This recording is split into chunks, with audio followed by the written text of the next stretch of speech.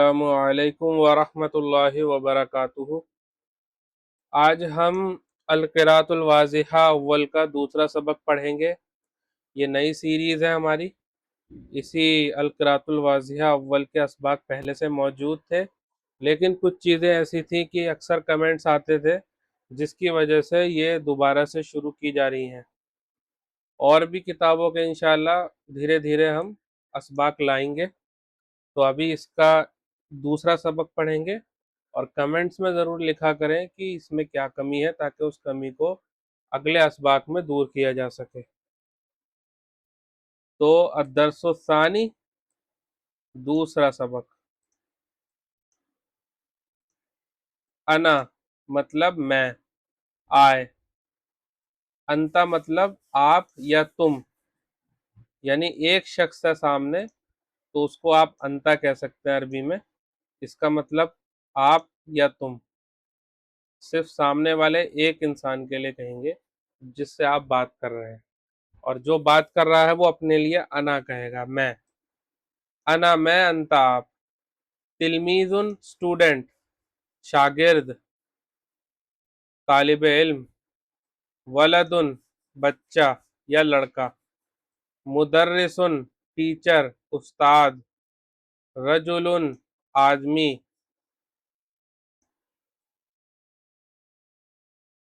رجل آدمی۔ صغیر چھوٹا۔ کبیر بڑا۔ طویل لمبا۔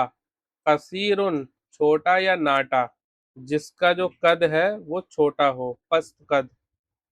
مسرور خوش، ہیپی۔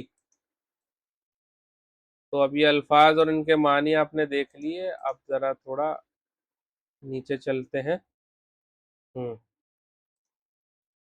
انا ولدن، انا، دیکھیے اس کو انا مت پڑھیے گا، انا پڑھیے گا، انا۔ اس والے الف کو کاؤنٹ نہیں کرتے ہیں، یہ صرف لکھ دیا جاتا ہے کسی وجہ سے، تو انا پڑھیں گے، انا۔ انا ولدن، میں لڑکا ہوں۔ انا ولدن، یہاں پہ دیکھیے بہت لوگ ترکیب کی گزارش کرتے ہیں، تو یہ جملہ بنتا ہے انگلش میں اگر بات کریں تو نومینل سینٹنس، یعنی جس میں دونوں ناؤن ہو، دونوں اسم ہو۔ تو ابھی بالکل بنیادی طلبہ کے لیے ہے، میں زیادہ نہیں بتاؤں گا، لیکن پھر بھی جو لوگ ترکیب کے لیے گزارش کرتے ہیں تھوڑا سا بتا دیتا ہوں۔ مبتدا کہتے ہیں اس کو خبر کہتے ہیں۔ مبتدا ہونے کے لیے ضمیر ہو، یا پھر اس میں اشارہ ہو، یا کوئی بھی معرفہ کی قسم ہو تو مبتدا ہو جاتی ہے، اور اس کے بعد جو لفظ آتا ہے جس پر نون ہو یا تنوین جسے کہتے ہیں، تنوین ہو یا تنوین جیسا ہی کوئی لفظ ہو تو وہ خبر بن جاتی ہے، وہ نکرہ ہوتی ہے۔ تو یہ جس کو سمجھ میں آتا ہے اس کے لیے ہے، جو بنیادی طالب علم ہے جسے نہیں سمجھ میں آ رہا ہے وہ نہ سمجھے تو بھی کوئی حرج نہیں ہے، ٹھیک ہے۔ تو مبتدا اور خبر بن گئی ہے۔ اچھا آگے دیکھتے ہیں۔ انا ولدن، میں لڑکا ہوں۔ انت رجل، آپ آدمی ہیں، آپ آدمی ہیں۔ انا تلمیذ، انا تلمیذ، میں اسٹوڈنٹ ہوں، میں طالب علم ہوں۔ انت مدرس، آپ استاد ہیں، آپ ٹیچر ہیں۔ انا صغیر، میں چھوٹا ہوں۔ چھوٹا یہ جسم کے اعتبار سے ہو سکتا ہے یا عمر کے اعتبار سے بھی ہو سکتا ہے۔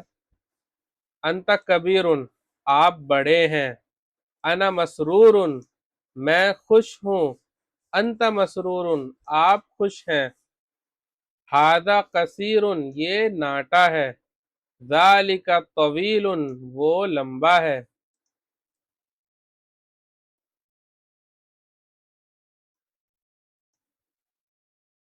ذالک صغیر، وہ چھوٹا ہے۔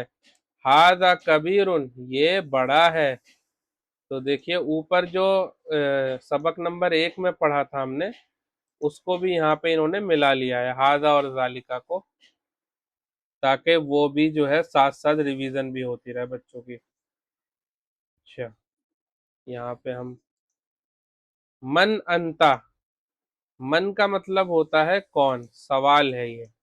من کا مطلب ہوتا ہے کون۔ تو मैंने बताया था पिछले सबक में کہ کسی بھی لفظ سے آپ سوال کریں گے، یعنی سوال کرنے والا لفظ جسے انگلش میں ہم کوسچن ورڈ کہتے ہیں، کوسچن ورڈ، اس کو عربی میں ہمیشہ پہلے لکھا جائے گا. جیسے انگلش میں کوسچن ورڈ ہمیشہ سینٹینس کے جملے کے شروع میں آتا ہے، عربی زبان میں بھی جملے کے شروع میں آئے گا. تو جیسے کہ ماں تھا، حل تھا، اسی طریقے سے من بھی شروع میں آئے گا. من انتا، آپ کون ہو، انتا آپ، من کا مطلب کون، آپ کون ہو. انا ولد، میں لڑکا ہوں، انا تلمیذ، میں اسٹوڈنٹ ہوں، انا رجل، میں آدمی ہوں. تینوں جواب دیے جا سکتے ہیں انا کے ساتھ. یعنی یہ بتانا چاہ رہے ہیں کہ یہ جو الفاظ ہیں یہ انا کے ساتھ آپ استعمال کر سکتے ہیں. یعنی انا جو ہے اس کے بعد آپ ولدن جوڑ دیں، چاہے تلمیذن جوڑ دیں، چاہے رجلن جوڑ دیں، اور بھی مزید الفاظ جوڑ سکتے ہیں. یہ مثالیں دی ہیں انہوں نے. حل انت مدرس، کیا آپ استاد ہیں. حل انت مدرس، میں نے بتایا تھا حل اور ما میں کیا فرق ہوتا ہے. حل والے جملوں کا جواب ہاں یا نہ میں دے سکتے ہیں، ما والے جملوں کا سوال کا جواب ہاں یا نہ میں نہیں دے سکتے. حل انت مدرس، لا، نہیں. پھر آگے مزید صفائی دینے کے لیے یا مزید جواب دینے کے لیے اس نے کہہ دیا انا تلمیذ، میں طالب علم ہوں. حل انت مدرس، کیا آپ استاد ہیں. لا انا تلمیذ، نہیں میں طالب علم ہوں. حل انت صغیر، کیا آپ چھوٹے ہیں. نعم انا صغیر، ہاں میں چھوٹا ہوں. حل انت طویل، کیا آپ بڑے ہیں. لا انا قصیر، سوری لمبے. طویل کا ترجمہ لمبے کیجئے گا، یہ طویل بڑا نہیں، لمبا. کیا آپ لمبے ہیں. لا انا قصیر، نہیں میں چھوٹا ہوں، پست قد ہوں یا ناٹا ہوں. من مسرور، کون خوش ہے یا خوش کون ہے، دونوں طریقے سے کہہ سکتے ہیں. انا مسرور، میں خوش ہوں. I am happy، میں خوش ہوں. تمرین، تمرین کہتے ہیں مشق کو، پریکٹس کو، ایکسرسائز کو. تمرین یعنی مشق، ایکسرسائز. اب اس میں انہوں نے یہاں ڈاٹس دے رکھے ہیں، یعنی اس جگہ کو آپ کو مناسب لفظ سے بھرنا ہے. یعنی آگے ولدن دے رکھا ہے اور شروع میں انہوں نے یہ ڈیش یعنی بلینک چھوڑ رکھا ہے. یہاں پر آپ کو مناسب لفظ کو بھر کر جملہ مکمل کرنا ہے.